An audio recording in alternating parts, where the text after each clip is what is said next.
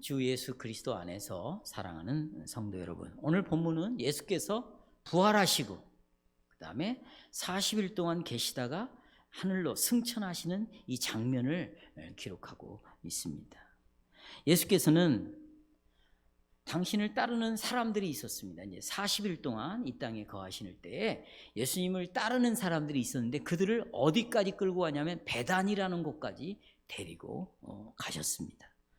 예수님이 베다니로 데리고 오신 여기 사람들을 그들이라고 말하고 있습니다. 그들이라고 말하고 있습니다. 이 그들이 누구일까요? 물론 이 그들은 예수님의 11 제자이겠죠. 가룟 유다가 이제 죽었으니까 예수님의 11 제자들이겠죠. 그러나 예수님의 11 제자들만 포함하고 있겠습니까? 제자들만 따라왔겠습니까? 그렇지 않아요. 예수님을 신실하게 따랐던 여인들이 있었습니다. 아마 이 여인들도 이 무리들 속에 그들 속에 포함되지 않았나 이렇게 생각을 또 해볼 수도 있습니다. 또 여인들만 있는 것이 아닙니다. 기타 여러 사람들이 이미 모였을 것이다. 그러나 오순절 성령이 임했어요. 마가다락방에 성령이 임했을 때 120명이 모여 있었죠. 아마 그 120명은 넘지 않았을 것이다. 한 120명 정도가 예수님을 따라하지 않았을까 이렇게 우리가 생각을 해볼 수 있습니다. 그들은 아마도 세리, 그 다음에 여인들, 어부들, 사회적으로 볼 때 정말 별 볼 일이 없는 120명이 40일 동안 예수님을 따라다니지 않았나 이렇게 생각을 해볼 수 있습니다. 이들은 예수님이 십자가에 돌아가심을 보고 우리가 지난주에 살펴본 것처럼 실망을 했습니다. 죽은 자라 여겼고 낙심 가운데 있었던 자들이었죠. 또 부활하신 예수님을 보고도 제자들은 믿지 못했어요. 만져보고야 믿었죠. 그렇죠? 그래서 보지 않고 믿는 자들이 더 복되다라고 예수님이 말씀하셨습니다.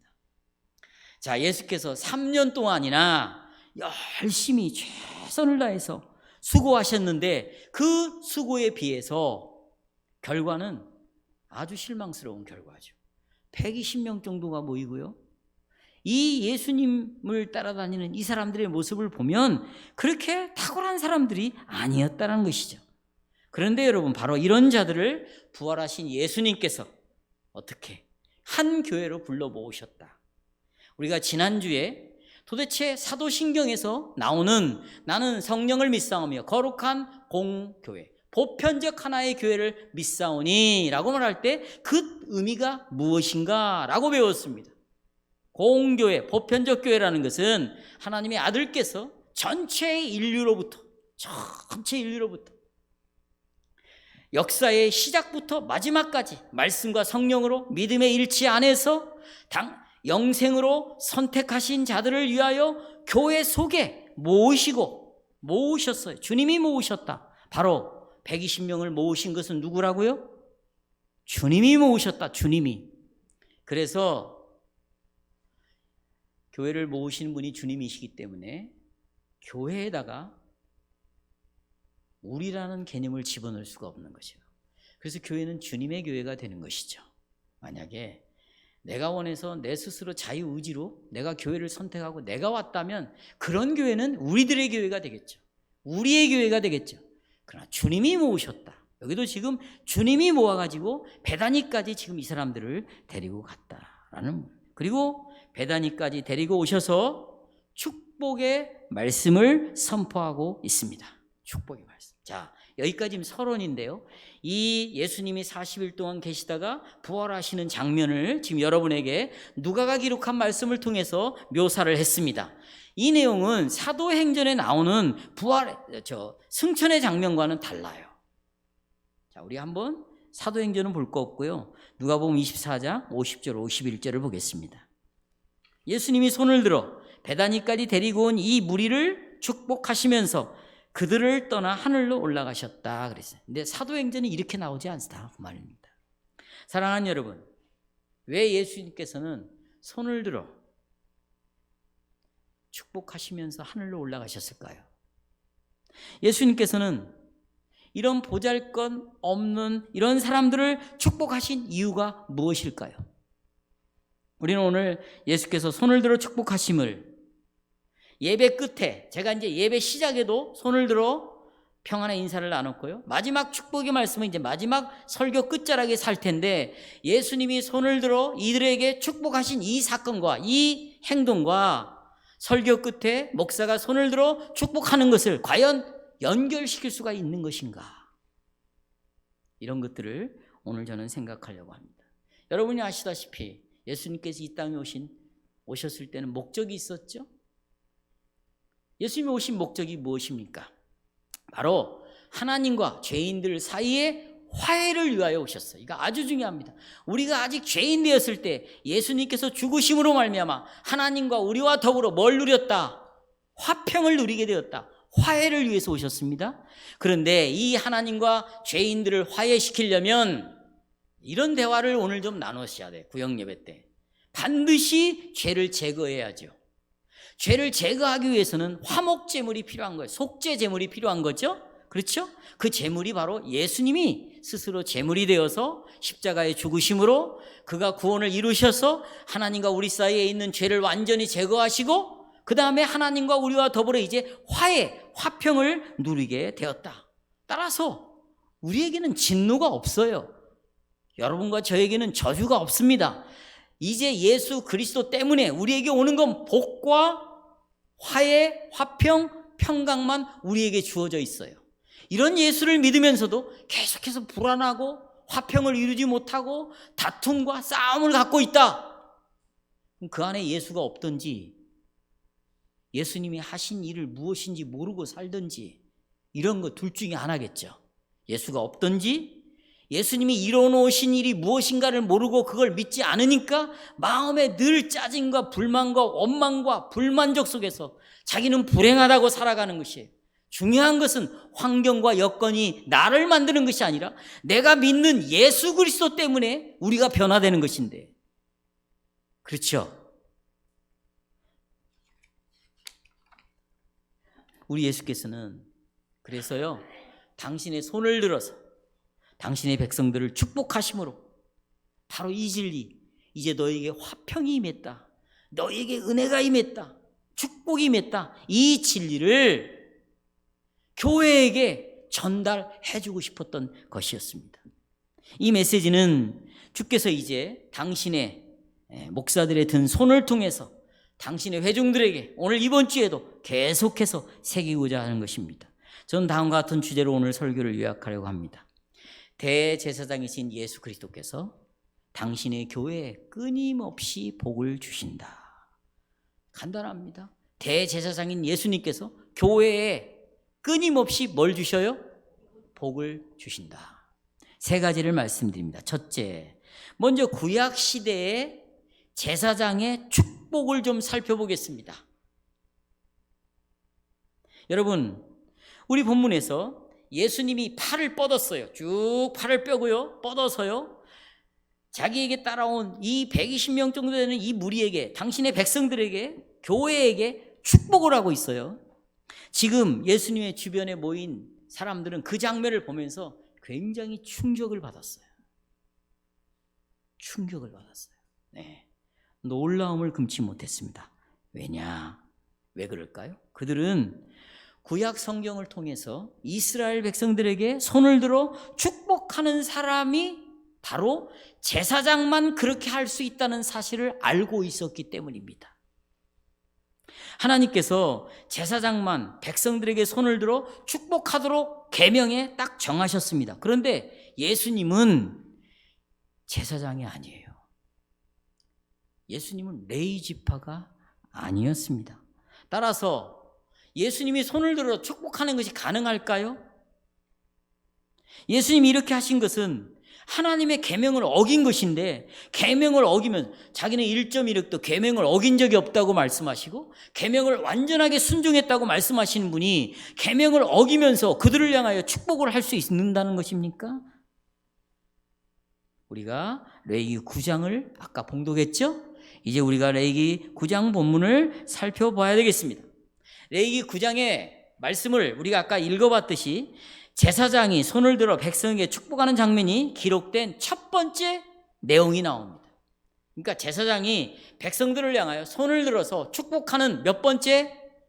첫 번째, 자 22절을 보십시오. 레위 9장 22절 다 같이 읽겠습니다.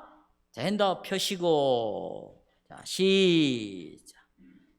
시작. 아론이 백성을 향하여, 네, 거기까지 축복하고 기록되어 있잖아요. 이게 지금 손을 들어 축복한 성경에서 나오는 첫 번째 축복의 장면입니다. 그리고 이제 손을 들어 축복을 했습니다. 그러면 이제 축복의 내용이 있겠죠? 축복의 내용 뭘까요? 신명기 6장 22절. 여호와는 내게 복을 주시고 너를 지키시기를 원하며, 여호와는 그 얼굴을 내게 비추사 은혜 베푸시기를 원하며, 여호와는 그의 얼굴을 내게로 향하여 드사 평강 주시기를 원하노라. 이 축복을 하는 거예요. 그래서 지금 외국에 있는, 그래도 개혁주의를 갖고 있는 교회들은 축도를 이 축도로 다 하고 있어요. 민수기 6장 22절.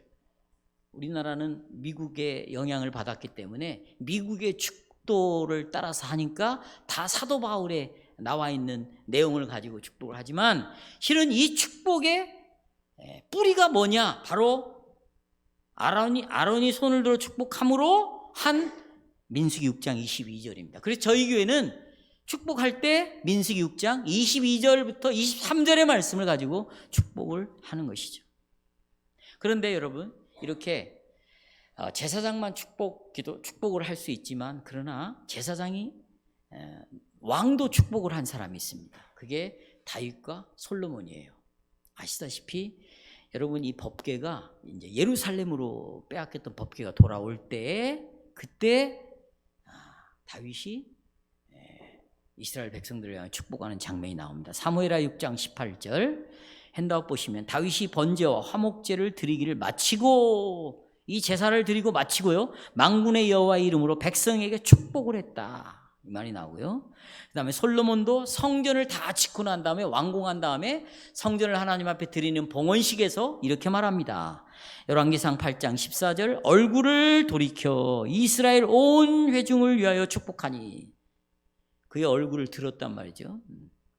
그때 이스라엘의 온 회중이 서 있더라. 55절 서서 큰 소리로 이스라엘 회중을 위하여 축복하며 이르되. 그러니까 다윗과 솔로몬 왕, 그리고 제사장을 빼고 어디에서도 누가 손을 들어 백성들을 위해 축복을 했다라는 성경 구절이 단 한 군데도 없어요. 아주 중요한 거죠. 네. 왜냐하면 이 축복하는 일은 제사장의 고유의 역할인데, 그러면 다윗과 솔로몬이 왜 그러면 그렇게 축복을 했는가? 다윗과 솔로몬은 여러 번 말씀드렸지만 삼중직을 다 갖고 있는 사람이에요. 왕이면서 동시에 제사장이면서 동시에 선지자의 역할을 했어요. 그 이유는 이 두 왕은 앞으로 오실 예수님을 위한 그림자, 예표였기 때문에 하나님이 특별히 그들에게 그런 직임을 허락해 주신 것입니다. 그러면 여러분, 제사장이 손을 들어 축복하신 이 의미가 뭘까요? 이런 질문을 서로 하고 구역 예배 때, 구역 모임 때 이런 얘기를 나눠야 돼요. 자기 얘기 말고, 그러면 손을 들어 축복한 의미가 뭡니까? 나눠봅시다. 그럼 그 내용을 성경에 지금 제가 설교하잖아요. 그 내용을 함께 나누시면 되는 거예요. 자, 우리가 아까 쭉 읽어봤지만 레위기 9장에 보시면, 자 보십시오. 레위기 9장에 보시면 아론이요 새로 성막을 건축했습니다. 처음으로 텐트, 성전은 건물, 벽돌로 지은 이런 거지만 성막은 동물의 가죽으로 만들었잖아요. 그것을 처음으로 만들어 놓고 아론이 그 성막에서 손을 들어 백성을 축복하는 이 사역을 하는 내용이 나오는데, 먼저 축복을 선포하기 전에 아론은 먼저 8절에 보시면 자기 자신을 위하여 속죄제를 하나님께 드립니다. 8절에. 그리고는 15절에 보면 아론이 이제 백성을 위하여 속죄제를 드립니다. 그렇죠? 또 12절에 보시면 아론 자신을 위하여 번제를 드립니다. 그리고 16절에 보시면 백성을 위하여 번제를 드립니다. 그리고 17절에 백성을 위하여 소제를 드리고요. 18절에 백성을 위하여 화목제를 드리는 장면이 나옵니다. 자, 그러니까 자기 자신과 백성을 위하여 번제제를 드리고요. 그리고 자기 아론 자신과 백성을 위하여 그 번제를 드리고요. 앞에는 속죄제, 번제, 그 다음에 이어서 소제와 화목제를 드리는 장면이 나옵니다. 그리고 백성들을 위하여, 자기를 위하여 희생제사를 다 드린 다음에 22절에 같이 또 봅니다. 22절에 레위기 9장 22절, 아론이 백성을 위하여 손을 들어 축복함으로 속죄제와 번제와 화목제를 마치고 내려오니라. 그러니까 이 축복은 언제 하는 거예요? 모든 희생제사, 속죄제, 번제, 소제, 화목제 다 끝내고 제일 마지막으로 한 것이, 행동이 뭡니까? 축복을 한 거예요. 이해하시겠죠? 그래서 교회가 예배를 드릴 때 제일 모든 순서를 다 마치고 제일 마지막에 뭐 하는 거예요? 축복을 선포하는 것이에요. 그냥 목사가 이제 예배가 끝났다, 땡땡땡 빨리 돌아가세요, 그걸 알리려고 마지막 축복 기도를 하는 게 아니라, 축복을 선포하는 것이 아니라 모든 순서가 다 맞춰져야 제일 마지막에 축복을 선포할 수 있는 것이에요. 이 축복의 선포는 보십시오, 희생제사와 연관이 되어 있다. 각주야, 그러니까 이걸 나눠야 된다. 응? 축복은 뭐와 관련되어 있는가? 희생제사와 관련이 되어 있다. 제가 오늘 이거 다 물을 거예요, 청년들.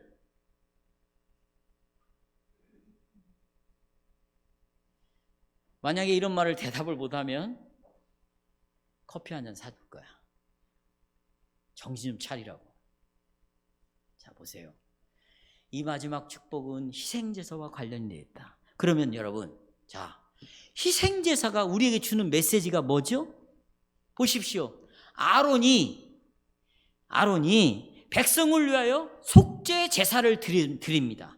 그 속죄 제사를 드릴 때는 백성들이 어떤 마음을 가지고 올까요?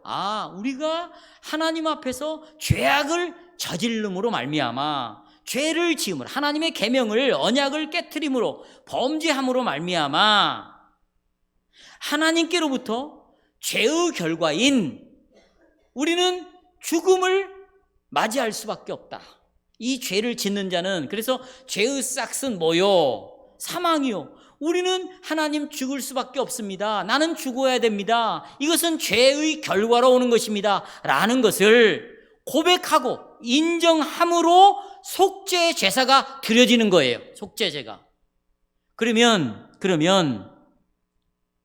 아론은 백성을 대신해서, 저를 한번 보세요. 백성을 대신해서 소가 있어요. 숫소. 그럼 백성을 대신해서 아론이 이 소의 머리에 손을 올려놓습니다. 손을 올려놓아요.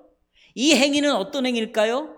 바로 백성이 지은 죄가 소에게로 옮겨진다는 걸 상징적으로 보여주는 거예요.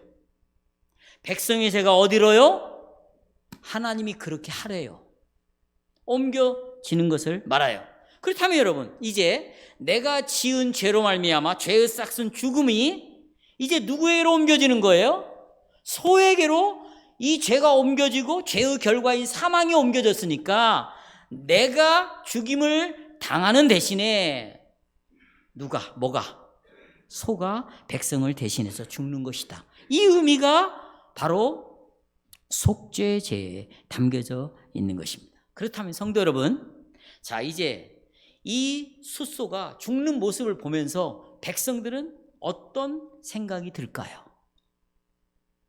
그걸 보면서 나는 이제 죄로부터 자유롭게 되었구나. 죄로 인한 죽음으로부터 나는 어떻게 자유롭게 되었구나. 왜냐하면 자기 죄를 대신해서 이 소가 대신 내가 죽어야 할 죽음을 대신 죽었기 때문에 나는 이제 더 이상 하나님이 나에게 죄를 묻지 않아요. 죄의 결과인 싹신 죽음도 요구하지 않아요. 그래, 난 죽음으로부터, 죄로부터 나는 자유롭게 되었구나. 이런 마음을 갖지 않겠어요? 그렇죠? 뿐만 아닙니다. 또 이렇게 자유롭게 된 사람은, 성도는 하나님 앞에, 이렇게 은혜를 베풀어 주신 하나님 앞에 정말 감사를 표현할 수밖에 없고, 감사.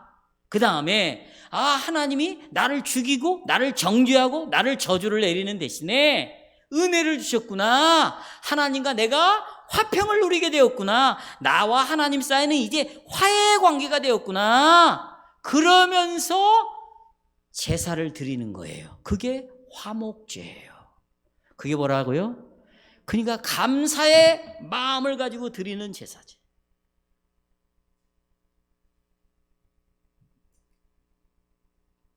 그런데 이런 희생제사가 새로 건축한 성막에 처음 드려졌을 때 이런 제사를 드렸습니다. 그때 아론이 두 손을 탁 들고 백성들을 향하여 축복의 말씀을 선포했다는 것입니다. 그러면 성도 여러분, 자, 이제 제가 지금 굉장히 논리적으로 순차적으로 지금 설교를 하고 있어요. 속죄제의 의미가 뭐냐? 속죄제의 의미가 뭐냐? 이것이 백성들에게 주는 축복이 뭐냐? 그리고 마지막에 축복을 했는데 그러면 이 축복의 의미가 뭐냐? 이 의미는 보십시오. 아론이 숫송아지 머리 위에 손을 올리는 것이, 이게 숫송아지가 있으면 손을 올렸어요? 이게 무슨 의미냐? 이 죄가 전가되었다는 거예요. 내 죄가 어디, 누구에게로, 뭐에게로? 숫송아지에게로. 그런데요, 보세요. 아론은 이 손을 짐승에게 올리는 것이 아니라 이번에는, 마지막에는 다 제사를 드리고 손을 누구를 향하여? 백성들 위에 손을 올리고 축복 기도를 하는 것이 뭘 의미할까요? 이제 더 이상 백성들에게 저주가 임하고 심판이 임하는 것이 아니라 하나님이 내리신 축복의 말씀이 어디에게로 전가되는 거예요? 누구에게로? 백성들에게로 옮겨지는 거예요. 송아지에게 손을 소에게 얹었다는 내 죄가 소로 가지만 이제 이 소가 우리의 모든 죄를 제거하고 하나님의 은혜로 죄가 용서받은 사람들을 향하여 손을 들 때는 바로 네 죄가 용서되었다. 너는 이제 하나님의 은혜가 임했다. 평강이 임했다. 화목이 이루어졌다라는 이 축복이 백성들에게 임하는 것입니다. 따라서 백안교회 성도 여러분, 이 제사장이 손을 들어 축복하는 것은 성막에서의 희생제사의 절정이요, 이것이 희생제사의 목적입니다. 다른 말로 말하면 예배의 목적이 뭐냐? 축도에 있어요. 예배의 목적이 어디 있다고요? 축도.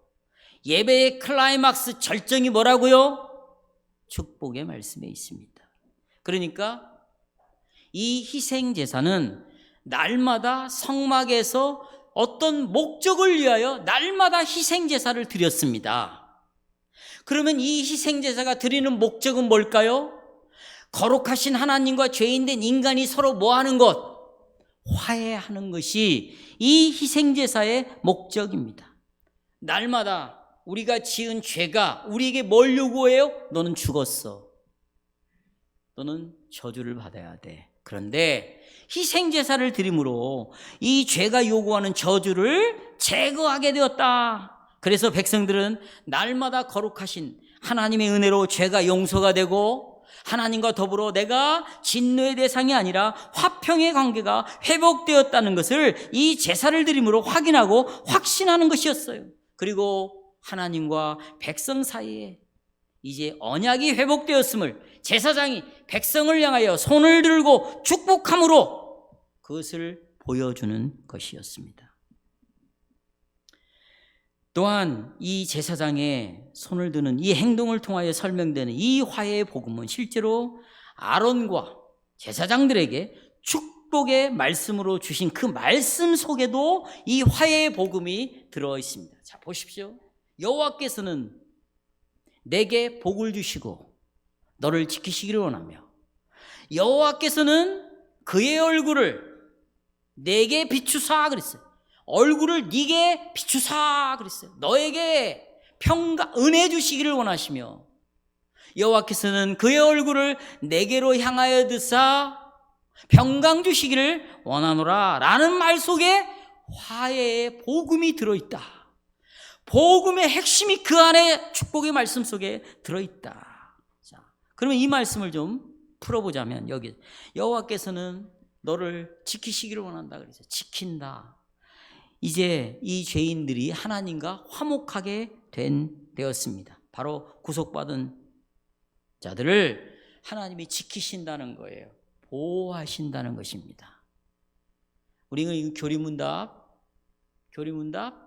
제1주일에 잘 하나님의 보호하심이 어떻게 나타나는지 잘 우리에게 표현되고 있지요. 또한 하늘 아버지의 뜻이 아니고는 우리의 머리카락 하나도 상함이 없는 그런 방식으로 우리를 뭐 해주신다? 지켜주신다. 그리고 이 모든 것들은 나의 구원을 위하여 뭐 하신다? 일하신다. 신앙 고백에도 있어요. 여러분 이걸 믿어요? 실제로 안 믿는 사람들이 많더라고요. 받아들이지 않아요. 어떤 일이 벌어졌을 때 이것이 하나님으로부터 허락된 것이고 바로 이 일을 통해서 내게서 일어난 일을 통해서 너를 지키시기를 원하며 라고 축복하신 말씀처럼 하나님이 이런 일을 통하여 나를 보호하신다는 것이에요. 만약에 이런 일이 일어나지 않았으면 주님을 떠날 수도 있고 배반할 수도 있고 말씀에 불순종하여 하나님으로부터 진노를 받을 수도 있는데 이런 일이 생김으로 말미암아 하나님이 나를 보호하는 방식으로 사용했다. 세상에 나가지 않게 되고 주님께 더 가까이게 되고 무릎을 꿇게 되고 기도하게 되고 더 겸손하게 더 낮아져서 교만하지 않고 주님을 의지함으로 내 구원이 지금 이루어가고 있는데 이걸 주님으로부터 왔다고 생각을 안 하니까 어떤 일이 벌어지냐? 이제 지가 하나님 노릇하는 거예요. 자기가 해석해, 자기가 판단해, 만리장성을 쌓는 거예요. 그러니까 그 사람 이야기를 들어보면 하나님의 사연이 들려줘야 되잖아요. 누구의 사연? 구속의 역사가 들려줘야 되잖아요. 자기 사연이 들려지기 시작하는 거예요. 못 살겠다, 죽겠다, 어쩌다 저쩌다. 지킨다는 말이 그런 의미입니다, 여러분. 그리고요, 그 다음에 그 여호와께서는 그 얼굴을 비추사 그랬어요. 사람이 말이죠. 여기 얼굴이라는 말이 이런 뜻이에요. 얼굴은요, 그 사람의 감정을 표현하게 되겠어요. 화를 내는 감정, 아니면 사랑하는 감정. 하나님께서는 얼굴을 우리 향하러 든다라는 말은 무슨 뜻이냐면 하나님에게 진노를 내리는 감정을 가지고 표현할 수도 있잖아요. 진노, 저주. 그리고 또 이런 은혜, 그 다음에 화해, 화평, 용서, 긍휼. 그런데 이제 예수 그리스도를 통해서 이 제사를 통하여 진노가 끝났습니다. 죄가 용서됐어요. 그러니 하나님께서 얼굴로 우리에게 보여주시는 하나님의 얼굴 표정은 진노일까요? 자비일까요? 자비죠, 자비. 자비를 베풀어 주신다는 거예요. 실제로 이걸 받아들여야 될 거 아니에요. 내가 어떤 상황이 있다 할지라도 하나님은 진노의 얼굴로 나를 보시는 것이 아니라 은혜의 얼굴, 자비의 얼굴, 나를 지금 보고 있구나. 그래서 여러분, 기독교는요, 사람이 죽어도 향불을 안 피워요. 네?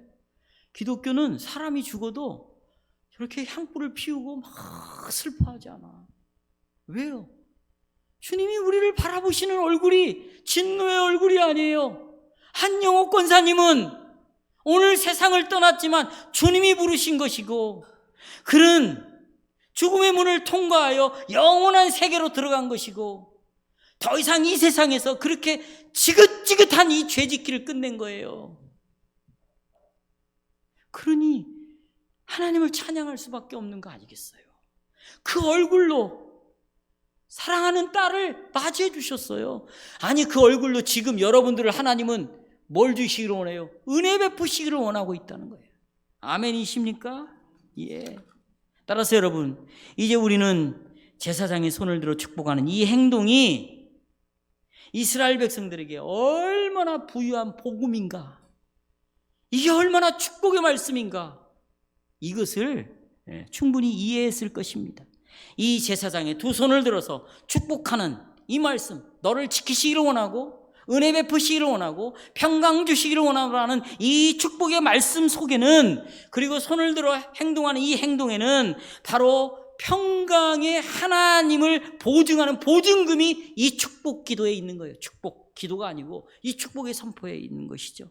이제 죄인들이 하나님과 함께 살게 되었고, 또 하나님이 이 죄인들과 함께 살고, 하나님이 우리 안에, 우리가 누구 안에? 하나님 안에. 그걸 임마누엘이라고 말하잖아요. 그걸 뭐라고요? 하나님 우리와 함께 하신다. 이제 그런 놀라운 축복 속에 우리가 있게 되었습니다. 그래서 이 제사장의 축복의 선포는요, 정말 백성들을 찬양하게 만들었어요. 정말 기뻐하게 만들었습니다. 니즈가 사해졌다, 하나님과 화해되었다, 언약이 회복되었다, 너는 이제 내가 네 안에, 우리가 함께 살게 되었다. 매일매일 이 축복으로 기뻐했습니다. 이것이 바로 구약의 시대의 제사장의 축복의 의미입니다. 이제 둘째, 예수님께서 승천하실 때 하신 축복 살펴보겠습니다. 제사장의 축복, 예수님의 축복. 자, 이제 예수님이 손을 들어 축복하시는 예수님을 보게 되는데요, 예수님 주변에 있는 수많은 사람들이요, 예수님의 이 손을 들어 기도하는 것, 축복하는 것을 다 알고 있었습니다. 이 축복하신 그 행동 속에 엄청난 부유함이 있음을 알았습니다. 그러나 여러분, 예수님의 이 행동은 불법이잖아요.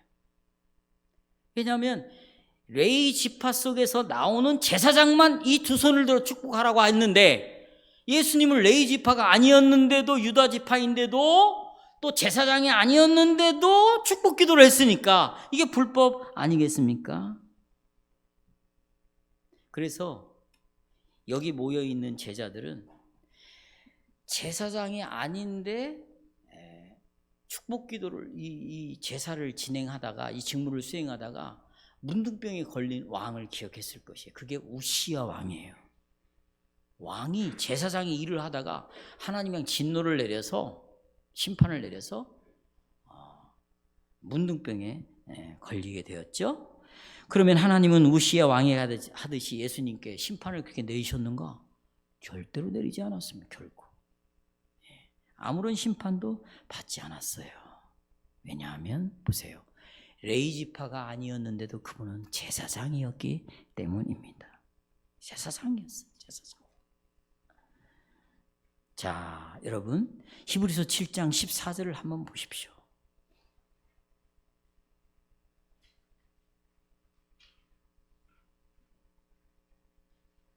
히브리서 제가 읽겠습니다. 우리 주께서는 유다 지파로부터 태어났다. 그 다음에 이 지파에는, 유다 지파에는 모세가 제사장들에 관하여 말한 것이 하나도 없다. 근데 15절에 보니까 유다 지파에 태어난 예수님을 보세요. 아론의 반차를 따르지 않고, 아론의 그 계통을 따르지 않고, 누구? 멜기세덱의 반차를 따라 나게 될 새로운 제사장에 대해서 말하고 있습니다. 그러니까 예수님은 유다 지파에서 태어났지만 제사장은 멜기세덱의 계열을 따라 제사장이 되어버린 것이죠. 그래서 예수님이 결국 제사장이라는 말씀입니다. 예수께서는 제사장으로서 자신을 하나님 아버지께 속죄 제물로 바쳤어요. 자, 예수님은 제사장이면서 자기를 제물로 바쳤어요. 그러니까 구약의 제사의 내용과는 다르겠죠? 본인이 제사장이에요. 근데 당신 자신을 제물로 바쳤습니다. 당신의 생명을 죄의 싹슨 사망으로 내어준 거죠. 하나님의 진노 앞에 자기의 생명을 내어주고, 그 다음에 제3일 만에 부활하셨습니다. 3일 만에 부활하셨다는 것은, 성도 여러분, 이제 예수님의 부활이 의미하는 것은 뭐냐? 하나님의 아들의 희생 제물을 하나님이 다 만족스럽게 받아주셨다. 그래서 백성과 하나님 사이의 죄가 완전히 제거되었다라는 것을 드러내시는 것이 바로 부활이에요. 부활. 여러분, 바로 이런 이유로 예수님께서 손을 들어 백성에게 축복할 수 있었던 것입니다. 누가는 우리가 읽은 본문은 이 축복의 사건을 예수님께서 십자가 위에서 대제사장으로서 당신이 치러야 될 속죄제, 죄를 완전히 제거하는 이 사역을 완성하시고 그 완성된 이 사역을 당신의 교회에게 적용시키고 있음을 보여주고 있습니다. 당신의 구속사역을 완성하신 예수님께서는 이제 손을 들어서 백성들을 향하여, 교회를 향하여 축복을 하고 계시는 것입니다. 이 축복을 받은 백성들은 하나님께서 자신들을 축복하시고 복을 주시고, 하나님이 우리를 지키고 있구나, 또 하나님의 얼굴이 나를 향하여서 나에게 은혜를 베풀고 있구나, 하나님의 얼굴을 나에게로 들어서 나에게 평강을 주시고 있구나. 따라서 베다니 근처에 일어난 예수님께서 제자들에게 축복하신 이 사건은 정말로 엄청난 일이고 부유한 일이고 놀라운 일입니다. 그러나 지금 우리 본문에서 이 예수님의 축복의 부유함은 훨씬 더 크고 놀라운 것입니다. 왜냐하면 지금 우리의 죄에 대한 하나님의 공의를 만족시키신 위대한 대제사장께서 여러분과 저에게 친히 손을 들고 지금도 축복하시고 있기 때문에 정말 더 놀라운 것입니다. 여러분, 들어보십시오. 그동안의 제자들은 제사장들이 손을 들어서 축복하는 그 행동을 통하여 제자들은 축복을 받아왔습니다. 그러니까 제사장들의 축복은 불완전한 축복이었어요. 그들은 시간이 되면 축복의 손을 내려야 되고요, 또 와서 제사를 또 드려야 되고요, 그러면 제사를 끝내고 난 다음에 또 축복을 받아야 되고, 이런 일이 계속해서 반복되었기 때문에 불완전한 것이었죠. 왜냐하면 동물의 속죄제사는 오늘 희생제사를 드렸지만 내일 또 희생제사를 드려야 하기 때문입니다. 그러나 우리가 아까 성경 히브리서 읽어본 것처럼 예수님이 십자가 위에서 죽으신 이 속죄제는 단 한 번의 죽으심으로 더 이상 속죄제를 드릴 필요가 있습니까? 없습니까? 없어요. 한 번 딱 십자가에서 죽으심으로 영원히 우리의 죄를 해결했기 때문에 또 죽고 또 죽고 또 죽어야 될 이유가 없는 것입니다. 따라서 보십시오. 예수님께서 축복하시는 이 손은 절대로 내려질까 내려지지 않을까? 내려지지 않아요. 지금도 손을 올리고 계속 축복이 선포되고 있다. 이 축복은 결코 중단이 되지 않습니다. 내려오지 않습니다. 바로 누가가 이것을 강조하고 있는 거예요. 자, 오늘 성경에 그 내용이 분명히 나오고 있어요. 이 손은, 이 축복은 계속되고 있다. 축복의 손은 절대로 내려오지 않는다. 이걸 누가가 설명해 주고 있는데 51절을 보겠습니다. 누가복음 24장 51절.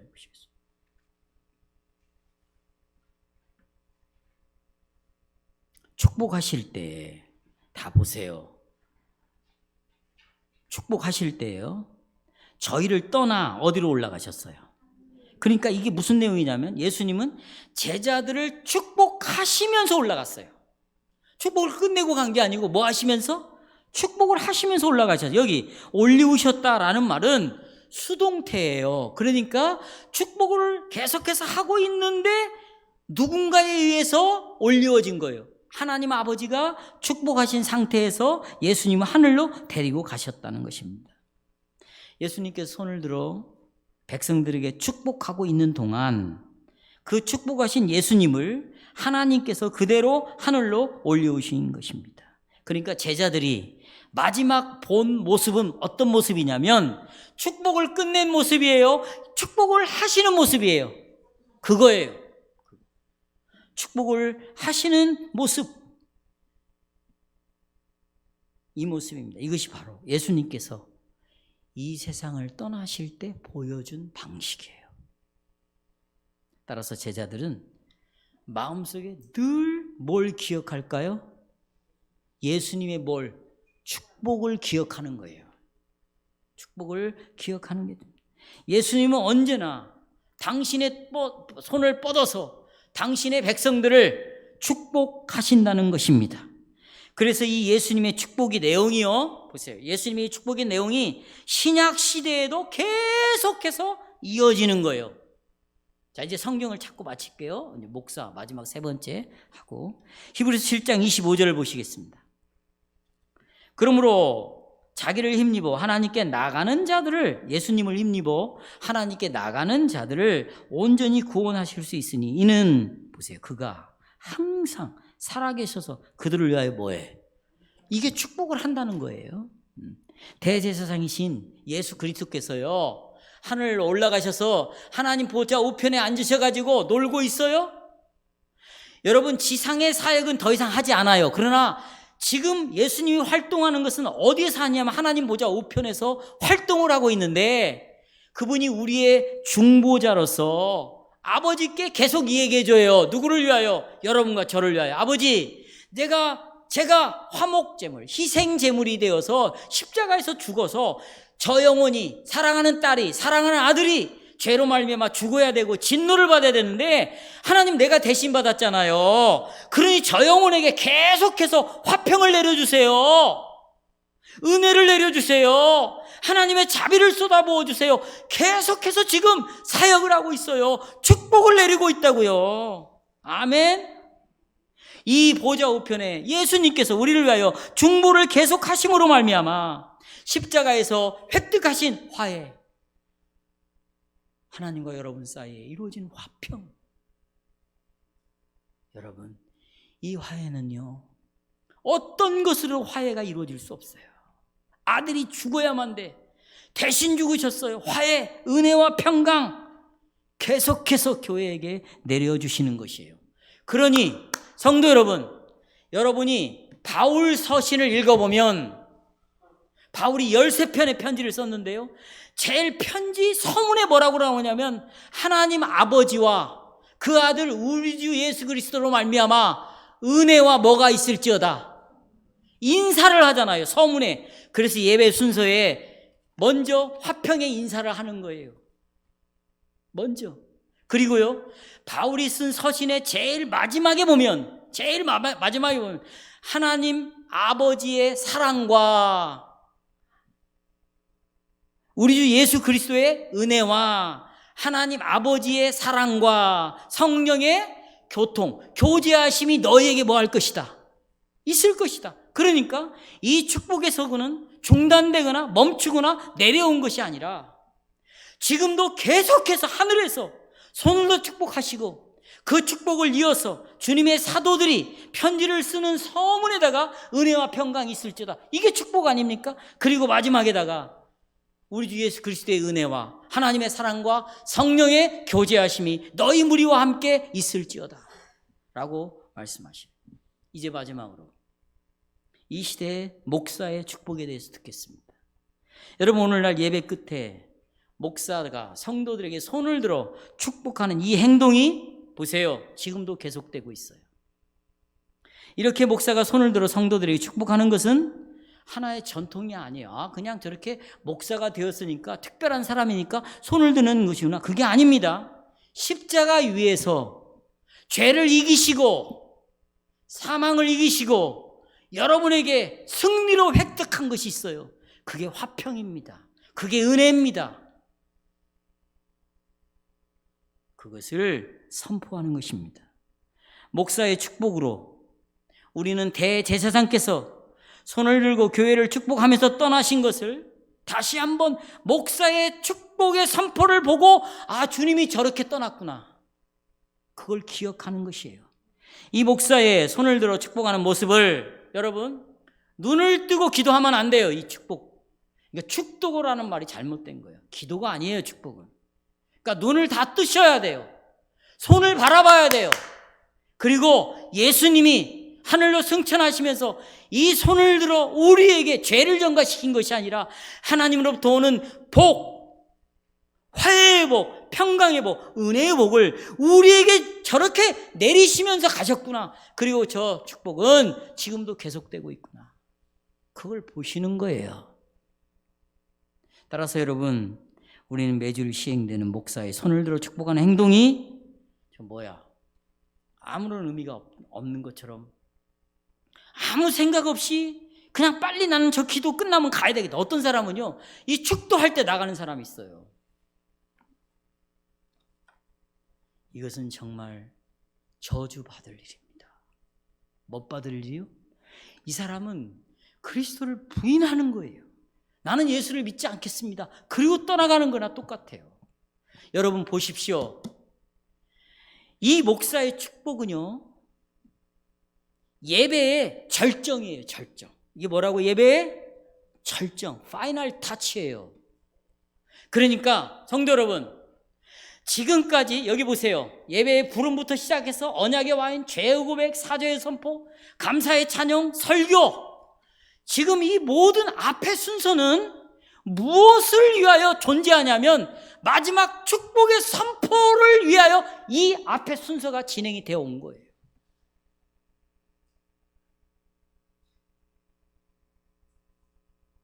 아시겠죠?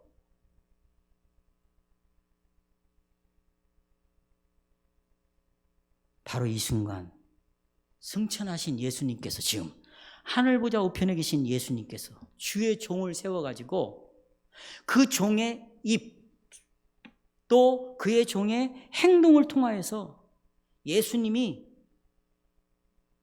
변하지 않는 복, 빼앗길 수 없는 복, 누구도 이 복을 빼앗아 갈 수 없어요. 여러분이 정말 지옥의 끝자락에 가도 이 복은 변질이 안 되는 거예요. 이 복은 어떤 상황에 놓여져 있어도 나에게 주신 이 화평의 복, 은혜의 복, 평강의 복은 변하지 않아요. 목사의 입과 이 행동을 통해서 그 복을 보게 하시고 그 복에 대해서 확신을 주시는 것이에요. 그러니까 여러분, 마지막 축복을 선포할 때 여러분의 마음을 어떻게 해야 되겠어요? 활짝 열고 이걸 받아들여서, 이제 보세요, 이 축복의 말씀을 가지고 이제는 가정으로 돌아가고 세상으로 돌아가서 이렇게 외치는 거예요. 나에게 여호와께서는 복을 주시고 지키시기를 원하며, 여호와는 그 얼굴을 내게 비추사 은혜 베푸시기를 원하며, 여호와께서는 그 얼굴을 내게로 향하여 드사 뭘 주시기를 원한다? 평강 주시기를 원한다. 나는 이 복을 받은 자다. 나는 이 복으로 살아가는 거다. 나는 이 복 때문에 존재한다. 복을 위해 살아간다. 이 복은 나에게 온 것이다. 그리고 세상으로 가서 정말 기쁨으로 찬양하고 즐겁게 여호와를 노래하는 것이에요. 이 은혜를 알고 여러분이 누리면서 부유하게 살아가는 여러분들에게 오늘 이 시간에 하나님의 사랑과 예수 그리스도의 은혜와 성령의 교제가 함께 있을지어다.